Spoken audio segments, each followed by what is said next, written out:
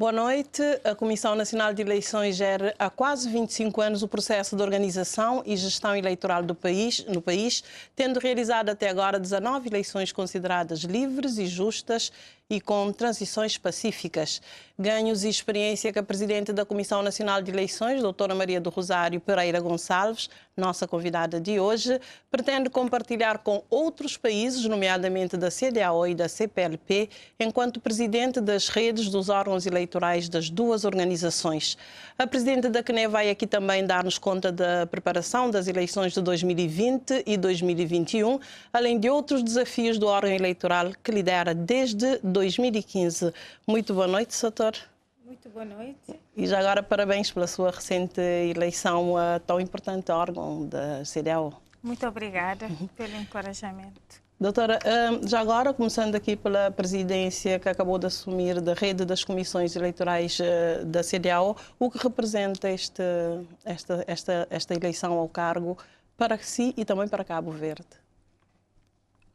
Muito boa noite. Antes de mais, já quero cumprimentar todos os cidadãos, em especial os cidadãos eleitores, ou seja, os que estão inscritos no caderno de recenseamento eleitoral, e a todos os cabo-verdianos que nos assistem. Esta eleição, portanto, representa um reconhecimento pelo percurso de Cabo Verde no que concerne a organização e gestão de eleições, mas também na sua trajetória na consolidação, portanto, da democracia. Cabo Verde goza de uma reputação muito boa, principalmente no espaço da CEDEAO, neste domínio. E, naturalmente, que estando, portanto, ou fazendo parte do espaço da CEDEAO, como presidente da Comissão Nacional de Eleições, portanto, acabei de forma direta ou indiretamente beneficiando, portanto, deste prestígio de que Cabo Verde goza, portanto, no espaço da CEDEAO e não só.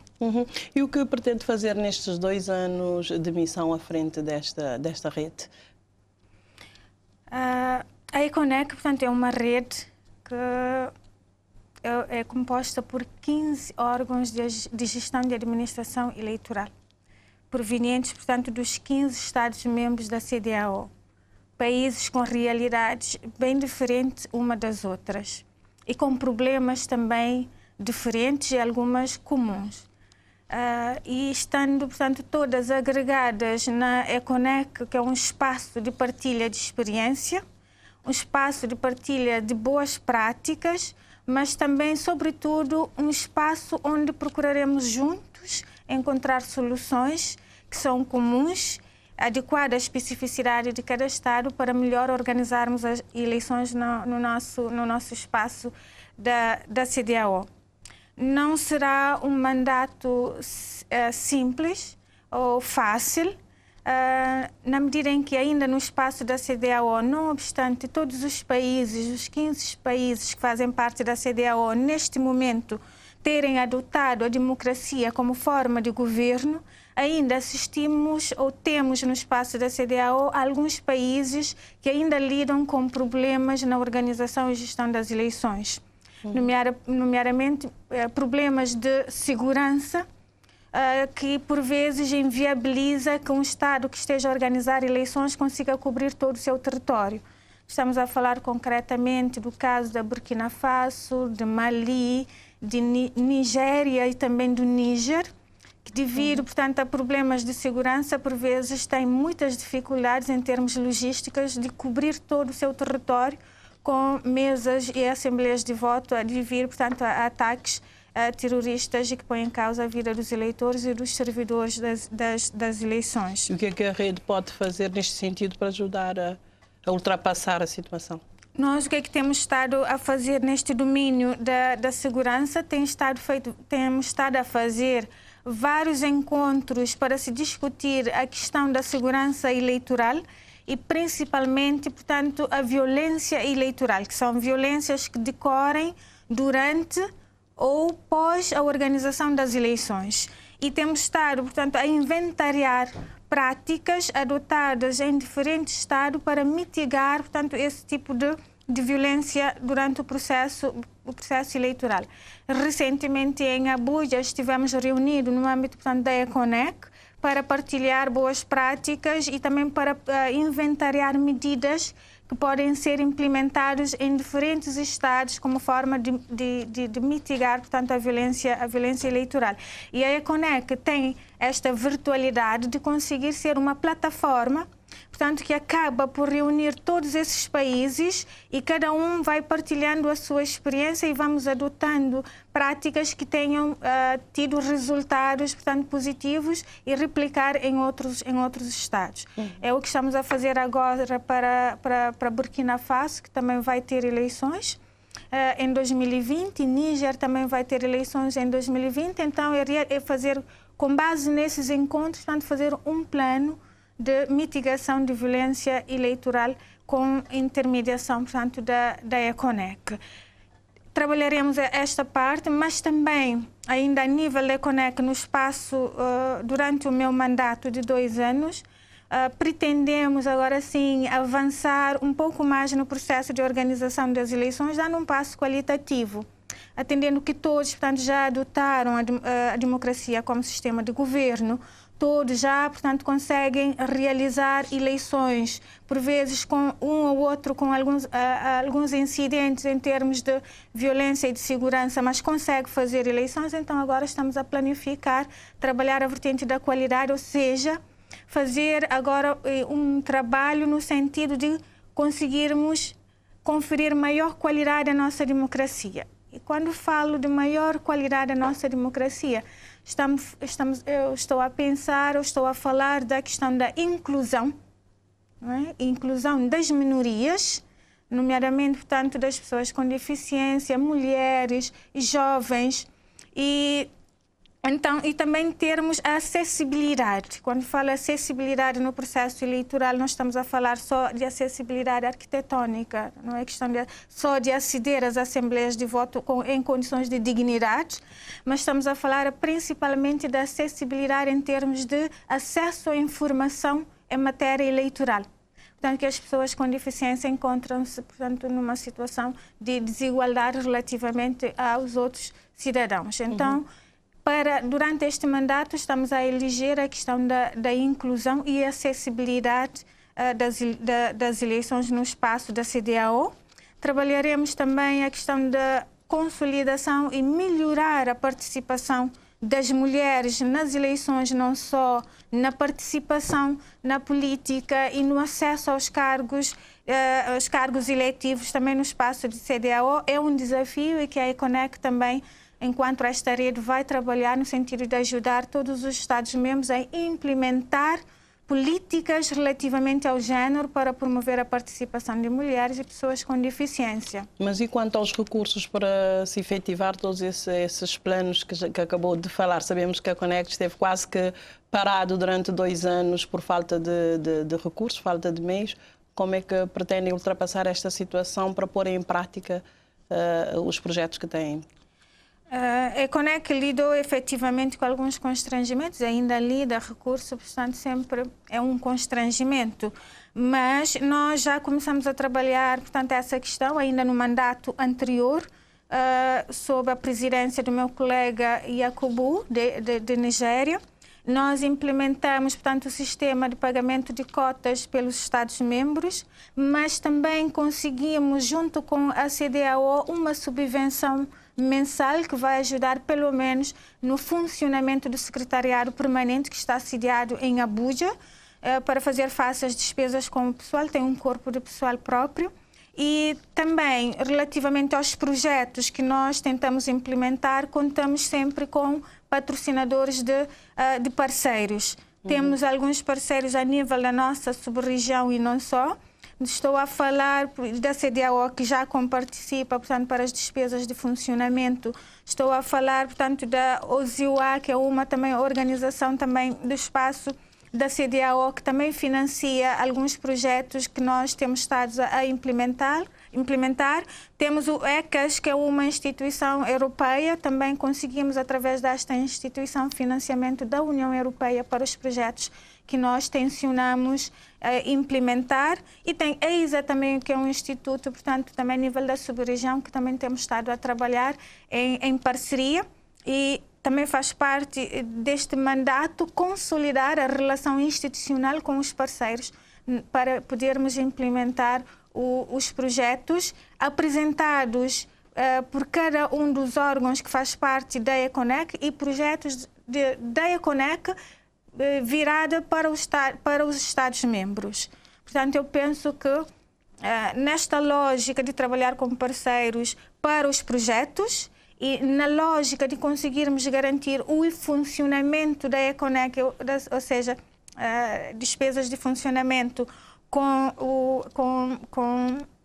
a CDAO, com essa subvenção, e com portanto, o pagamento de cotas, pensamos que conseguiremos, portanto, nestes 2 anos, implementar os projetos, pelo menos os mais importantes e ambiciosos, para a consolidação, portanto, das eleições no espaço da CDAO. Uhum. Nós estamos num ano pré-eleitoral também, Cabo Verde está num ano pré-eleitoral, e o ciclo eleitoral normalmente demanda muito da CDE, vai coincidir, portanto, com os 2 anos da sua missão à frente da ECONEC. Como é que pretende conciliar? Como é que vai conciliar as exigências eleitorais de Cabo Verde com também o que vai acontecer durante esse mesmo período na sub-região africana aqui? A trabalhar muito mais tempo, mas facilita-me o fato da ECONEC ter já um secretariado permanente em Abuja e ter já um corpo de pessoal.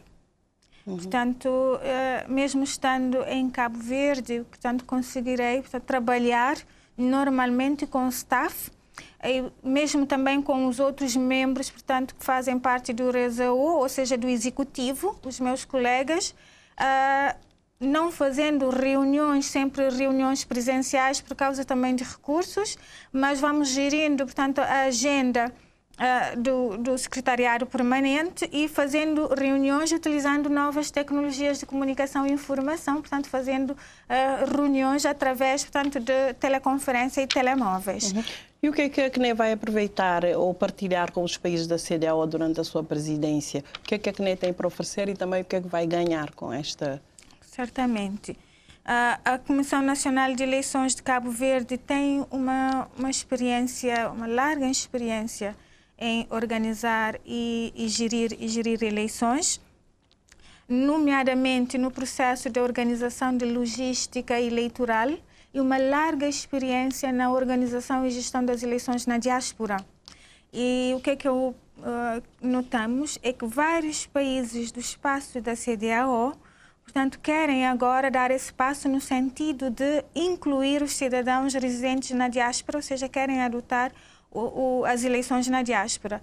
Tivemos recentemente, ainda este mês, uma delegação que veio, portanto, da Burkina Faso, portanto, para vir e beber da nossa experiência na organização e gestão das eleições na diáspora, na medida em que pretendem arrancar com a primeira experiência piloto das eleições na diáspora em 2020.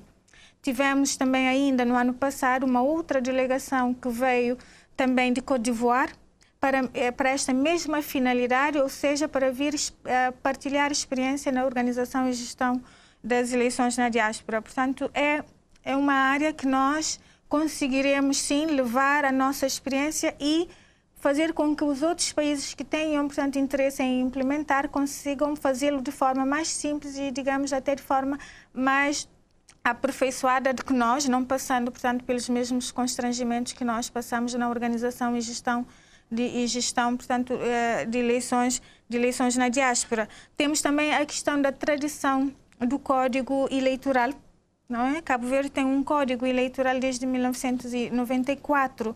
E os outros países da CDAO não têm? Portanto, tem ainda legislações ou leis avulsas, não é?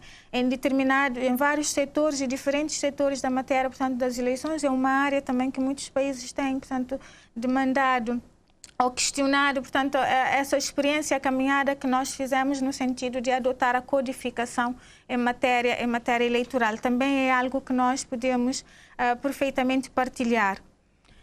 E muitas outras áreas que nós temos, portanto, aqui em Cabo Verde, a questão da organização, portanto, da lei, da organização e gestão dos partidos políticos, da constituição dos partidos políticos, todo o procedimento, visto que na maioria dos países da CEDEAO há uma proliferação de partidos políticos, devido, portanto, a facilidade com que os cidadãos têm de agregar e constituir partidos políticos para cada eleição. Então, Cabo Verde já tem um quadro legal que permite, portanto, uma estabilidade e que permite efetivamente um certo controle nessa proliferação, portanto, de constituição de partidos políticos, e pensamos também que é uma experiência que podemos partilhar.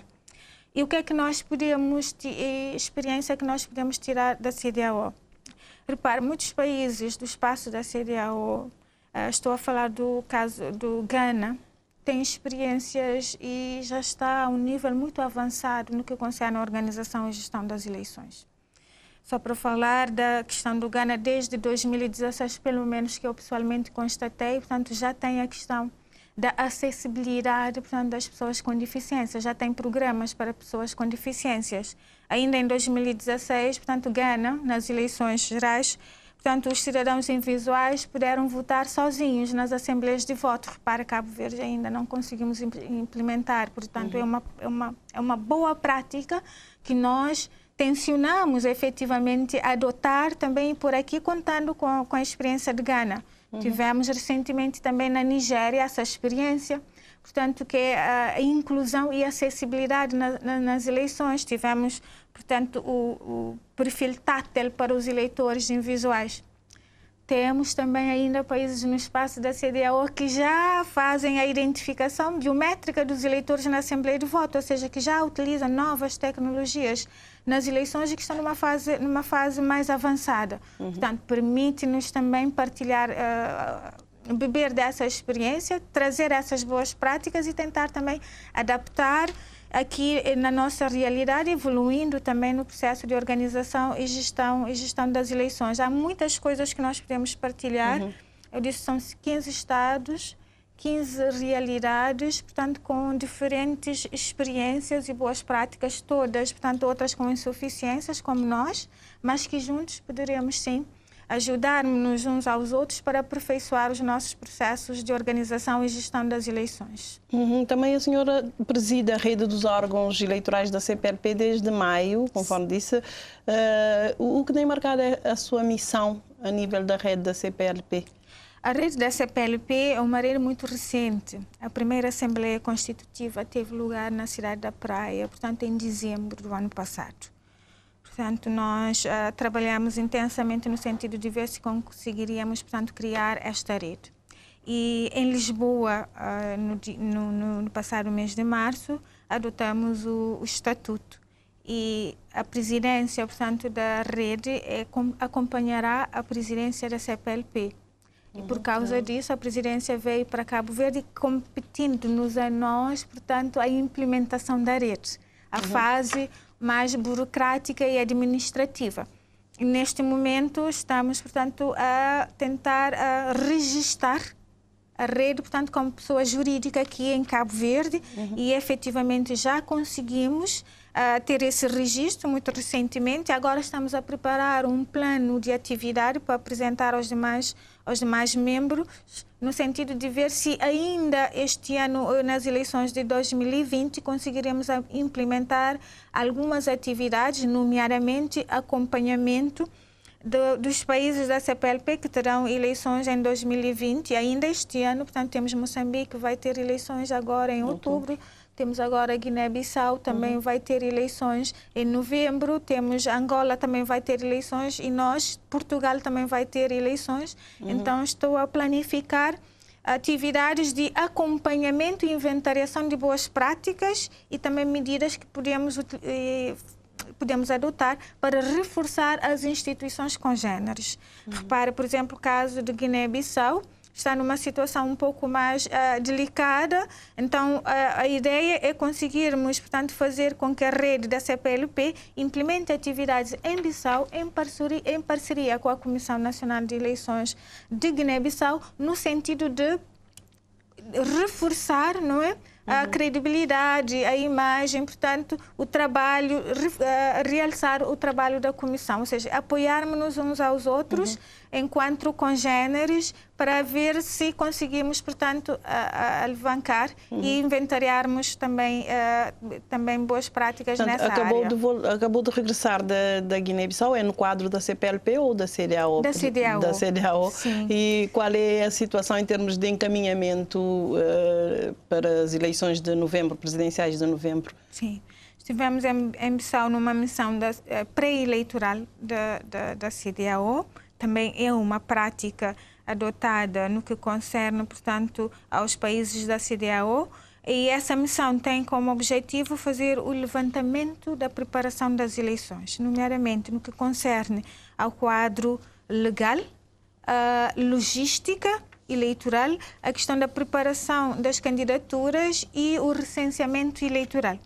Porque a maioria desses países da CEDEAO tem um sistema de recenseamento diferente do nosso de Cabo Verde, que é um recenseamento permanente, em que os cidadãos podem fazer a qualquer altura, a qualquer momento, de segunda a sexta, como se fosse um serviço, ou é um serviço público normal. Nesses países, há períodos específicos para o recenseamento eleitoral.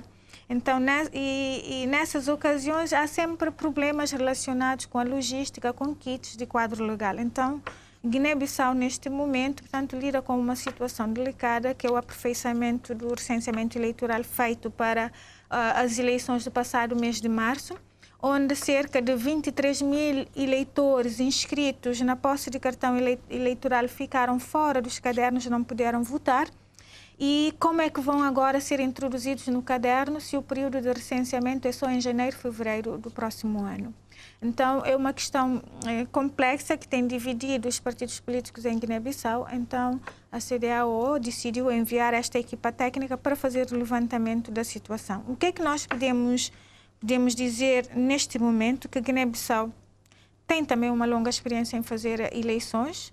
Portanto, não é novidade. Desde 94 faz eleições regularmente e Guiné-Bissau registra-se que nunca teve problemas na organização e gestão das eleições. Faz eleições com uma boa qualidade. O problema é sempre após eleições. E podemos dizer que a nível do quadro legal tem um quadro legal definido que serve para a organização das eleições. Em termos do orçamento, também tem problemas no que concerne, portanto, ao provimento do orçamento eleitoral. Aí também a CEDEAO deverá intervir, como habitualmente, juntamente com os parceiros. O problema mais complexo prende exatamente com a questão da definição do universo eleitoral, onde não há um consenso entre os partidos políticos nessa correção que o governo de Guiné-Bissau quer implementar. Então, a recomendação que vamos fazer, portanto, a Sua Excelência, Sr. Presidente da CEDEAO, Jean-Claude Brault, é no sentido de, portanto, conseguir exortar o governo a fazer um amplo consenso relativamente à medida que quer implementar, como forma de vir a salvaguardar a aceitação dos resultados de 24 de novembro e outras recomendações. Vimos também a comunicação social média na Guiné-Bissau passa por uma situação muito complicada, portanto, tem muitas dificuldades de várias ordem. Também, no nosso relatório, como chefe de missão, consta essa questão, maior atenção aos jornalistas, aos órgãos de comunicação social que trabalham dependendo da boa vontade dos partidos políticos, portanto, que pagam os subsídios, transporte e tudo, pondo em causa, portanto, a isenção e a imparcialidade da cobertura jornalística. Tirando isto, pensamos que Guiné-Bissau conseguirá realizar as eleições no dia 24 de novembro, se conseguir, portanto, resolver essa questão do recenseamento eleitoral, que é a questão mais sensível neste momento, e o orçamento, naturalmente. Doutora, também em Cabo Verde, neste momento, estamos a cerca de um ano das eleições autárquicas. Como é que estão os preparativos para o próximo ciclo eleitoral? Porque vai ser 2020 e 2021 também. Sim. Podemos dizer que nós já estamos a preparar as eleições desde 2017. Portanto, após as eleições legislativas, uma das decisões que tomamos imediatamente após os resultados das eleições legislativas, portanto, é definir um plano de trabalho contínuo. Então, desde 2017, temos estado a trabalhar com um plano de atividade anual, no sentido de preparar as eleições, portanto, de 2020 e 2021. De 2017 a esta parte, adotamos um plano de educação cívica permanente. Antes, portanto, a educação cívica era apenas no ano das eleições e muito próximo das eleições. Então, adotamos esse plano de educação cívica, criando um departamento de educação cívica na Comissão Nacional de Eleições. E desde 2017 temos estado, portanto, a trabalhar na educação, sensibilização, formação e capacitação. Isto para dar resposta, portanto, a alguma crítica dos observadores das eleições de 2016 sobre a mobilização eleitoral, a fraca mobilização eleitoral em Cabo Verde. Sim. Isto foi uma nota, portanto, tecida no relatório da observação eleitoral a quando das eleições presidenciais, que também foi uma eleição num contexto muito específico, político específico, não é? Digamos que as eleições presidenciais de 2016 tivemos um grande partido, não é, que não apoiou nenhuma candidatura presidencial. Sim. E nós ainda temos que notar... Era um facto novo, não é? Exatamente, temos que notar, portanto, que os partidos políticos, portanto, continuam a ser uma máquina forte para a mobilização dos eleitores, das pessoas para votarem. Daí essa fraca mobilização. Mas já nas eleições legislativas, portanto, fala-se muito da questão da taxa de participação das eleições legislativas. Eleição legislativa de 2016 foi até hoje, portanto, a eleição mais votada em Cabo Verde. Houve mais votantes. Houve uma taxa de abstenção superior a 2011. De abstenção superior a 2011. Sim. Mas isto não traduziu, portanto, nos números de votantes. O que é que aconteceu relativamente a 2011 e 2016 é que em 2016 houve uma mobilização muito grande para o recenseamento eleitoral. Então, conseguiu-se, portanto, mobilizar grande parte, um número significativo dos eleitores para as eleições legislativas. Imagina, a abstenção foi em 34% na eleição legislativa. Mas, entretanto, essa eleição legislativa teve um total de 229.337 votantes, ou seja, pessoas que votaram.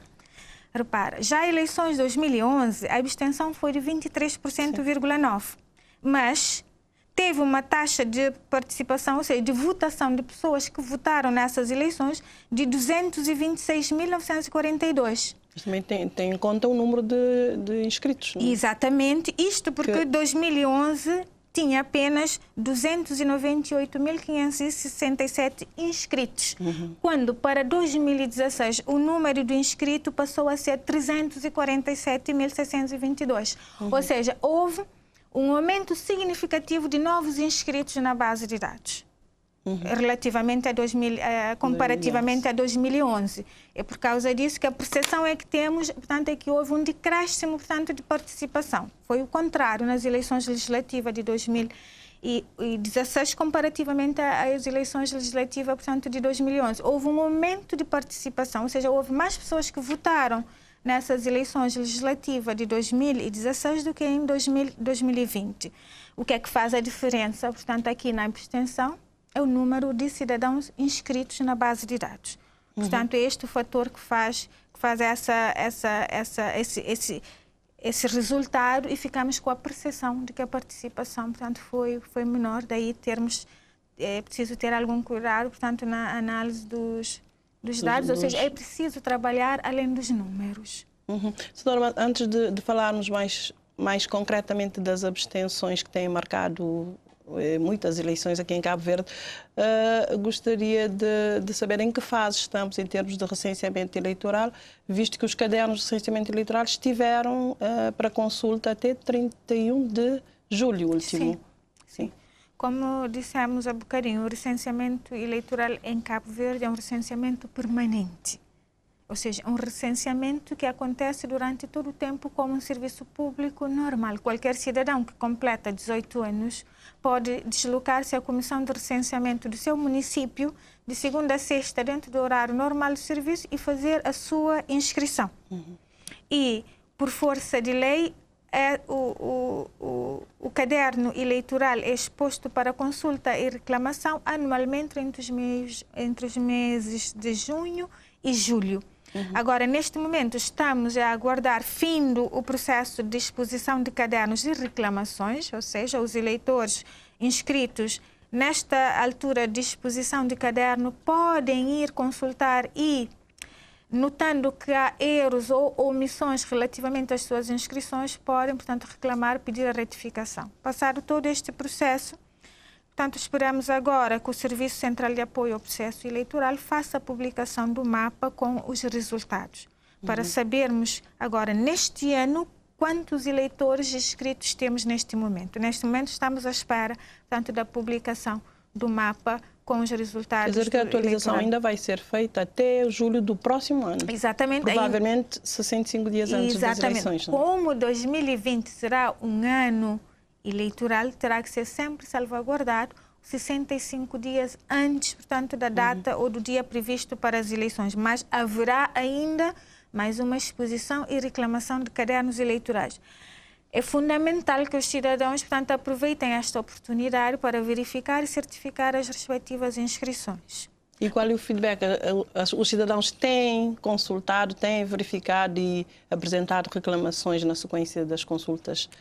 A taxa de adesão dos cidadãos é muito fraca para um processo, portanto, de recenseamento contínuo. Isto é uma realidade e tem sido, portanto, sempre assim. Daí que se está, portanto, a falar no recenseamento automático. Sim. Neste momento já está implementado o recenseamento automático.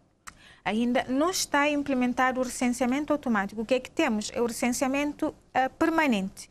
Não é automático na medida em que é necessário ainda que o cidadão desloque-se às comissões de recenseamento para recolher os dados biométricos, não é? Para poder ficar inscrito no caderno. Ou seja, ainda o cidadão está onerado com esta fase administrativa de deslocar-se às creches. Mas já com o recenseamento automático que se pretende, portanto, deixará de haver essa fase ou essa parte administrativa. Mas com a emissão dos cartões nacionais de identidade ainda não se faz esse recenseamento automático através desta base de dados? É uma pretensão. É uma pretensão, portanto, do governo fazer com que esta base de dados, portanto, venha a ser utilizado, portanto, para a definição do universo eleitoral. Mas ainda isto não está implementado, até porque ainda há questões que dependem, portanto, do quadro legal. Portanto, será necessário alterar a lei eleitoral para fazer essa alteração do sistema de recenseamento eleitoral. Mas o governo, portanto, tem esta pretensão de adotar o recenseamento automático e, a nível, portanto, técnico, já se está a trabalhar no sentido de definir qual o melhor sistema de recenseamento automático que poderemos vir a adotar, mas a sua adoção e implementação dependerá sempre, portanto, da revisão do código, não é? Que ainda não está feito. Quer dizer que ainda está-se a emitir o cartão de cidadão quando se faz o recenseamento? Nas creches emite-se os cartões ou também não há cartões? Não, nós não temos cartões do eleitor. Temos na lei. Mas, portanto, nós deixamos de emitir. Foram emitidos alguns, chegaram a ser emitidos alguns cartões já há algum tempo. Há vários anos atrás, portanto, foi suspenso. Mas por que se... Devido a problemas de natureza técnica, não é? Pensamos de natureza técnica, portanto, as máquinas, os nossos kits não ficaram, portanto, formatados para emitir cartão de recenseamento no ato de votação, como se faz nos outros países, nomeadamente da CEDEAO, onde quando vais fazer a inscrição no recenseamento, recebes automaticamente, portanto, o seu cartão de eleitor. O nosso já não tem esta fase, não emite cartões. É por isso que nós aqui em Cabo Verde identificamos os eleitores com o documento de identificação normal. Então, a ideia, penso que a ideia, portanto, do governo é que se venha no futuro, portanto, utilizar agora os cartões de identificação civil, que vai substituir os bilhetes de identidade também para efeito de identificação do eleitor. E a ideia do recenseamento automático parte do pressuposto de que vamos utilizar essa base de dados, portanto, do SINEAC, para o recenseamento eleitoral. Mas ainda também esse sistema de recenseamento automático não está ainda implementado. Isto quer dizer que não vamos ter nenhuma inovação nas próximas eleições de 2020 e 2021? Em termos de tecnologias de comunicação e informação. Para as eleições de 2020 é pouco provável que se venha, portanto, a fazer a identificação biométrica dos eleitores nas assembleias de voto, como diz a lei eleitoral, e como já é prática em alguns países da CEDEAO, não, ainda não. E também não vamos utilizar... Mas o que é que tem imperado esta situação, já que a lei, o Código Eleitoral é de 1999 e já previa tudo isto e 10 anos depois ainda o que é que emperra a realização prática dessas normas da implementação do Código Eleitoral? Sim. Eu tenho dito que a dificuldade maior prende-se com prende-se com a administração eleitoral no seu todo o sistema. Como está concebido, pode ser uma das razões, e também porque as inovações tecnológicas em matéria eleitoral, portanto, são muito sensíveis, exigem, portanto, seguranças redobradas e reforçadas para garantir a credibilidade. Portanto, pressupunha, portanto, adotar tecnologias de comunicação e informação, nomeadamente a identificação biométrica e votação eletrónica, pressupunha, portanto, que nós tivéssemos estruturas tecnológicas capazes de suportar essas iniciativas e também conferisse segurança suficiente. Mas por que nós não temos isto, uma vez que Cabo Verde já deu alguns passos no sistema digital? O que é que falta para termos estas condições? É preciso investimento. É necessário criar-se, portanto, esta convicção de falta vontade, se calhar, que quer-se dar este passo. É preciso que o governo, portanto, forme esta vontade, portanto, de dar este passo no sentido de modernizar o processo eleitoral, introduzindo novas tecnologias de comunicação e informação e, naturalmente, também estar predisposto a fazer os investimentos necessários em termos de infraestruturas tecnológicas. Um outro problema que pode e que dificulta também esse passo é o fato da administração eleitoral a sua gestão global estar sectorizada, ou seja, estar dividido. Nós temos um sistema eleitoral onde temos recenseamento com entidades independentes, não é?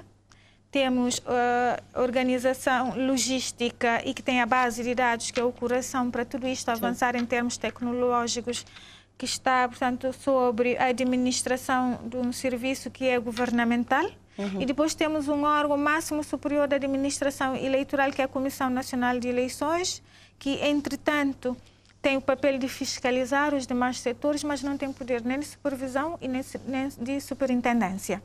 Ou seja, eu penso que esta divisão esta multissetorialidade também no controle e organização das eleições não tem facilitado. Portanto, não facilita a criação, portanto, de uma linha, não é? De uma linha daquilo que nós queremos que seja o nosso processo eleitoral, porque são várias cabeças, várias formas de ver as coisas. Então, há sempre, por vezes, as visões não são coincidentes. Mas, portanto, a situação já está identificada, o problema está identificado, o que é preciso, o que é necessário fazer? Tem-se de se fazer uma revisão do código para se poder fazer estas mudanças que acabou de dizer em termos de concentração do controle do processo eleitoral? Sim, é necessário. É necessária a revisão do código, a alteração do sistema, qualquer medida que portanto, mexa com organização e gestão do processo eleitoral, pressupõe a revisão do Código, que é uma matéria também, não é complicada, mas é complexa porque exige sempre, portanto, um consenso alargado entre os partidos com representação parlamentar, porque é necessário uma maioria de 2/3. E então também esse caráter especial da lei eleitoral também dificulta um bocado, portanto, a implementação de medidas inovadoras. Mas na proposta do governo que foi apresentado à Assembleia Nacional para a revisão do Código, uma das propostas, portanto, seria unificar a gestão da administração eleitoral na Comissão Nacional de Eleições, passando o Serviço Central de Apoio ao Processo Eleitoral, que é o serviço de apoio logístico, mas que tem a administração da base de dados, portanto, integrar na Comissão Nacional de Eleições. Até porque isto confere maior imparcialidade e transparência, já que a direção que gera o processo eleitoral, de apoio ao processo eleitoral, depende do governo. Portanto, Sim. é um órgão... Nós pensamos que, essencialmente, é a questão da confiança, não é? Pensamos que todo o processo é gerido com imparcialidade e neutralidade, mas o fato desse serviço ser, portanto, um serviço sob a tutela do Ministério, ou seja, governamental, cria sempre algum desconforto, portanto, nos outros partidos políticos que, nomeadamente, estão na oposição. Então, a Comissão Nacional de Eleições, como é um órgão independente, que todos os membros saem, portanto, do Parlamento, ou seja, são eleitos por uma maioria também de 2/3, portanto, se calhar conferirá maior confiança de isenção, neutralidade e imparcialidade na gestão das eleições. Portanto, há bocadinho falávamos da questão da abstenção, que tem marcado fortemente as eleições em Cabo Verde. Neste momento, o que é que a CNE tem feito para aumentar a participação dos eleitores, dos inscritos no processo e nas eleições propriamente dito? Sim, como eu dizia há bocado, nós desde 2017, devido, portanto, à participação nas eleições de 2016, chegamos à conclusão que é preciso fazer um trabalho mais aprofundado. Ou seja, se nós adotamos o sistema de governo, democracia, que pressupõe, não é, que os eleitos sejam escolhidos pelo povo, ou seja, por todos nós, através de voto, ou seja, cada cidadão um voto para escolher os governantes, é necessário preparar esses cidadãos, portanto, para escolherem, ou para quando chegar o momento de serem chamados a escolher os governantes, para estarem preparados, portanto, para esta fase. O que é que nós podemos dizer é que essa escolha do sistema de governo democrático não veio acompanhado também da definição de uma política forte de preparação dos cidadãos para exercerem, portanto, o seu papel dentro do sistema democrático. Então, o que é que nós fizemos complementarmente às escolas, às universidades? Nós criamos cursos para as universidades que estamos a implementar desde 2017, curso de verão e de capacitação. Este curso vai, para além de capacitar e preparar pessoas, é uma atividade que, ao longo prazo, portanto, terá a virtualidade de construir uma consciência política voltada para a participação. É tipo enraizar, portanto, os valores da democracia e preparar os cidadãos para. Concomitantemente, também preparamos planos de ação anual para os liceus. Nós, em 2018, visitamos todos os liceus do país com palestras e sensibilização e informação sobre o processo eleitoral. Para quê? Para preparar os futuros eleitores.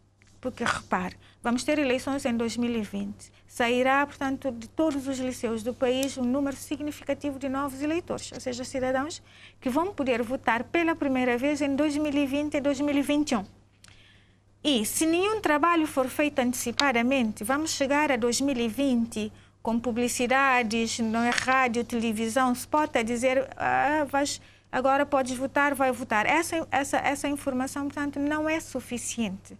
Então, é necessário fazer todo um trabalho de base no sentido de preparar esses jovens, agora adolescentes e pré-adolescentes, para poderem estar em condições de responderem positivamente, portanto, em 2020, o chamado, portanto, da democracia, ou seja, para irem votar e escolher os governantes. Também desenhamos plano de atividade que nós executamos nas comunidades, principalmente comunidades rurais. Não podemos partir do pressuposto que toda a gente, todos os cidadãos, têm igual acesso às informações. Sim, mas com que base a CNE prepara os planos para atrair mais participação popular? Tem algum trabalho feito, algum estudo em relação às abstenções para saber onde estão, quem são e aquele grupo, aquele volume de pessoas que normalmente não votam, porque normalmente as abstenções sempre rondaram os 23%, 20%, quer dizer que há um grupo permanente que não vota. Como é que a CNE se orienta para trabalhar com um público determinado, para saber se está no campo, se está na cidade, se é entre homens, se é entre mulheres, se é entre empregados ou desempregados, e atacar no bom sentido para fazer com que as pessoas exerçam o direito de voto, que em Cabo Verde não é obrigatório, como em alguns outros países. Não é obrigatório, é apenas, portanto, um dever cívico. A questão dos dados e da informação em matéria eleitoral para determinar as políticas, portanto, é uma deficiência. Mas temos estudos que foram feitos, portanto, ainda temos um estudo muito significativo que foi feito pela doutora Roselma há uns anos, que é ainda um estudo muito válido.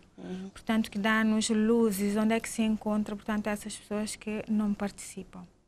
E é verdade, em regra, portanto, os jovens entre 18 a 24 anos são os indicados como os que menos participam nas eleições. Então, com base nessas informações, mas nós também, a Comissão Nacional de Eleições, temos dados com base nos cadernos de descarga. Com base nos cadernos de descarga, consegue-se, portanto, ver efetivamente, e mesmo com os resultados eleitorais de cada mesa de voto, também consegue-se ver e temos informações onde é que estão, portanto, a maior taxa de abstenção. Então, em que município, em que localidade, portanto, é possível ver essas informações e traçar, portanto, uma política direcionada para essas comunidades. E é com base nisso que nós planificamos as atividades e que nós elegemos os jovens e as mulheres, portanto, para prepararmos os planos de atividade de educação e de sensibilização. E qual é a mensagem que levam em termos por que as pessoas devem, por que é importante as pessoas votarem? Principalmente para os jovens, os que estão nos liceus e na universidade. Nós tentamos levar a mensagem da necessidade de nós darmos sustentabilidade à democracia enquanto sistema do governo, porque é um sistema que não é perfeito, mas é o melhor sistema que temos até agora. É um único sistema que permite que os nossos governos sejam efetivamente escolhidos por nós diretamente para governarem e com um tempo de mandato que nos permitirá avaliar, não é, o desempenho e escolher novamente. Pelo que a democracia, assim como está configurada, a democracia participativa, portanto, não subsistirá ou não será uma democracia de qualidade se apenas uma franja muito pequena da população participa no processo de escolha dos cidadãos. Então, levamos essa mensagem da necessidade de sustentabilidade do sistema democrático. E a sustentabilidade passa, inevitavelmente, pela participação de cada um, portanto, no momento em que é chamado a votar para escolher, mas também para fazer uso dos mecanismos legais para fiscalizar, não é, os eleitos e a implementação, portanto, das medidas que propuseram. E terem sempre em atenção que há sempre um determinado período em que o poder que é do povo é avocado, não é, dando-nos a oportunidade de fazermos uma nova avaliação e escolher novos governantes. Pelo que a ideia, a mensagem que levamos aos jovens é que não podem ser alheios a tudo isto, porque isto diz respeito, portanto, a todos nós.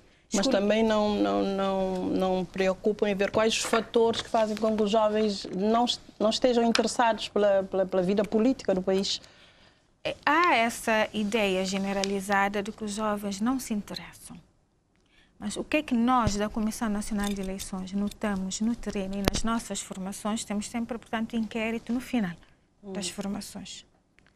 E aquilo que nós notamos e do feedback que nós temos dos jovens é que a maioria não participa porque tem falta de informação sobre o processo e não tem a noção clara daquilo que a democracia representa. A percentagem significativa dos jovens que participam nos nossos cursos diz que se tivéssemos tido, portanto, esta formação, se tivéssemos tido essa informação, nunca teríamos, portanto, nunca teríamos deixado de votar.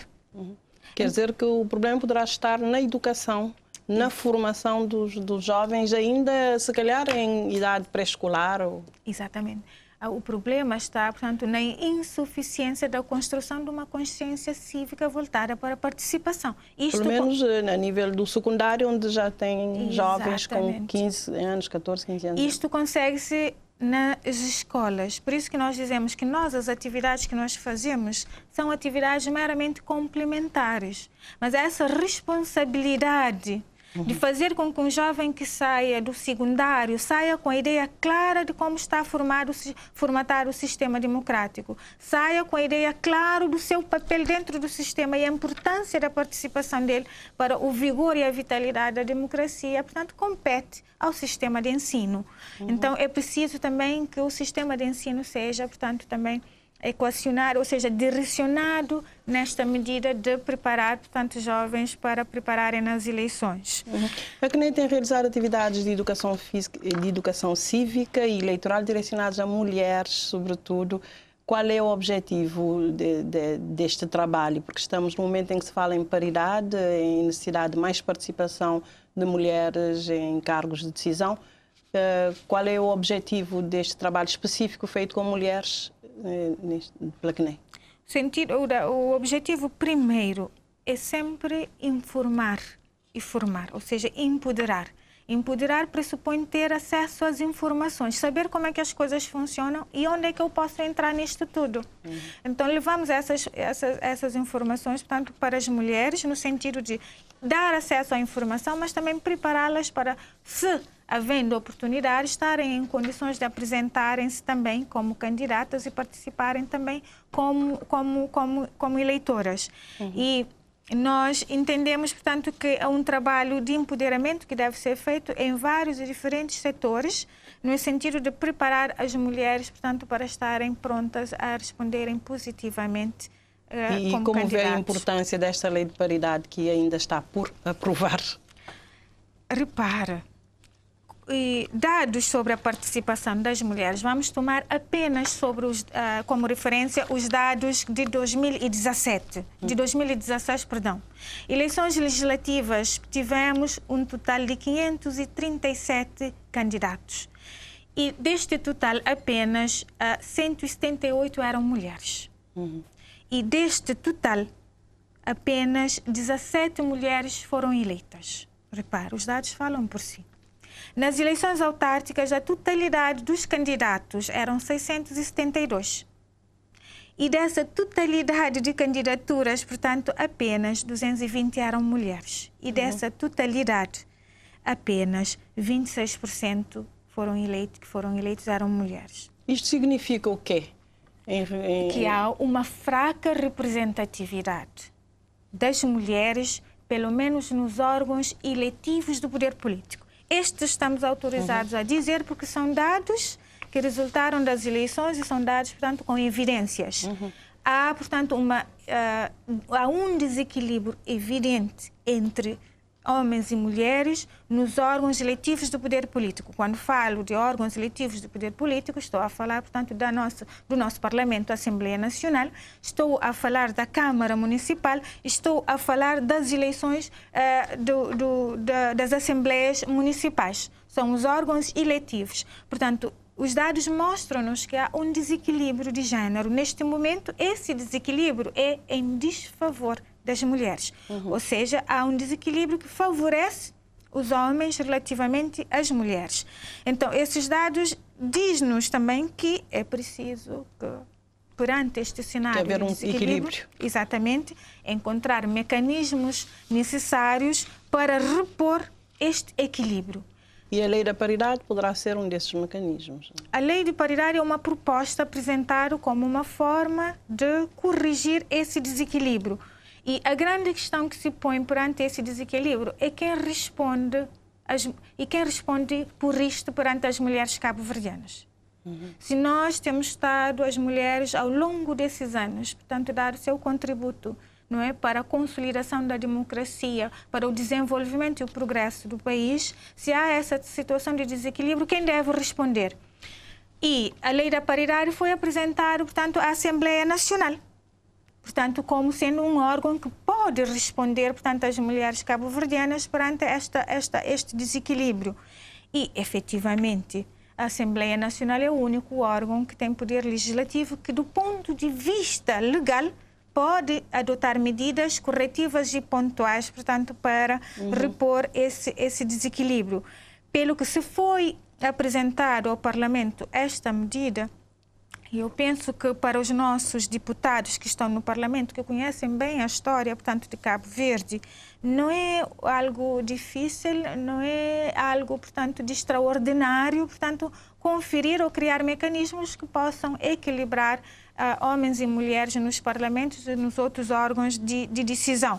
E penso que também pela nossa história, pelo nosso percurso, pelo nosso caminho na democracia, os nossos deputados e os órgãos decisores, portanto, já sabem de que adotar medidas temporárias corretivas que promoverão um equilíbrio de género, portanto, no parlamento, não configura perda para ninguém e nem ganho para ninguém. Uma lei desta natureza representa, sim, muito pelo contrário, portanto, um ganho para a nossa democracia, que estará a dar um passo claro no caminho do desenvolvimento e no caminho da qualidade da democracia, criando mecanismos para repor a igualdade entre homens e mulheres. Doutor, já estamos a chegar ao fim do programa, mas antes eu gostaria de ver qual é o seu sentimento enquanto presidente da CNE face ao ritmo da modernização do processo eleitoral em Cabo Verde. Porque eu sei que defende, pelo menos, a experimentação do voto eletrónico e portanto, de avanços tecnológicos no sistema de gestão eleitoral. Qual é o seu sentimento hoje? Já está há 4 anos à frente da CNE. Eu penso que podemos fazer mais, nesse e noutro sentido. Temos ainda uma larga margem de melhorar as nossas eleições em Cabo Verde, de facilitar, portanto, o voto, tornando-o como algo simples e acessível a todos os cidadãos. Penso que podemos e devemos, efetivamente, todos que fazem parte, portanto, da administração eleitoral e o governo, que tem sempre, portanto, o poder de disponibilizar meios, recursos, também podemos todos fazer um esforço no sentido de darmos passo. Eu penso que é momento de começarmos a dar passo no sentido de conferir maior qualidade às nossas eleições. Quando eu falo da introdução de novas tecnologias que vá para além da apresentação de resultados através da internet, mas também falo na questão da acessibilidade e da inclusão das pessoas ou das minorias. Quer dizer que nas próximas eleições ainda vamos ter 10 dias para ter o resultado definitivo, como aconteceu em 2016. Vamos trabalhar para que saia menos, que saia em menos tempo. O que dificulta mais é a questão da diáspora. A questão, portanto, dos resultados da diáspora, portanto, cujo apuramento geral é feito aqui na praia. Mas fosse voto eletrónico, seria mais fácil, porque o resultado seria tudo centralizado e certamente teríamos resultados mais fáceis. Mas teremos, pelo menos em 2016, medidas, nomeadamente programa, não é? Voto acessível, que tem um conjunto de medidas para promover a participação para 2020, para promover, portanto, a participação, maior participação e melhores condições de acessibilidade em termos de informação e também arquitetônico para as pessoas com deficiência. E naquilo que depender da Comissão Nacional de Eleições, nós tudo faremos para que nas próximas eleições tenhamos, portanto, eleições com maior qualidade e mais acessível. E a revisão do Código Eleitoral que estava previsto, portanto, para 2018 não aconteceu? E depende disto para alguma mudança nas eleições de 2021, pelo menos, porque 2020 já não é possível. Sim, nomeadamente a questão do recenseamento automático, não estamos otimistas que vamos ter, portanto, para as eleições de 2020. Continuar-se a trabalhar para que seja ainda possível em 2021. E identificação biométrica também não está equacionada para 2020, até poderemos eventualmente trabalhar para 2021. Portanto, 2020 em termos de informação tecnológicas, informações de comunicações tecnológicas, portanto não haverá novidades além da transmissão de resultados, portanto nas plataformas de internet. Ok, Soutora, muito obrigada por ter estado aqui conosco a compartilhar essas informações. Muito boa noite para si. Muito boa noite e obrigada, portanto, a nós pela oportunidade, portanto, de partilharmos com os nossos cidadãos e eleitores e todos os outros. E foi assim a entrevista com a Presidente da Comissão Nacional de Eleições, Maria do Rosário Pereira Gonçalves, que aqui fez o ponto da situação dos preparativos para o próximo ciclo eleitoral 2020-2021 e também falou das novas responsabilidades assumidas enquanto Presidente das redes dos órgãos eleitorais da CDAO e da CPLP. Muito boa noite e até daqui a 15 dias, se Deus quiser. Fique na companhia da TCV.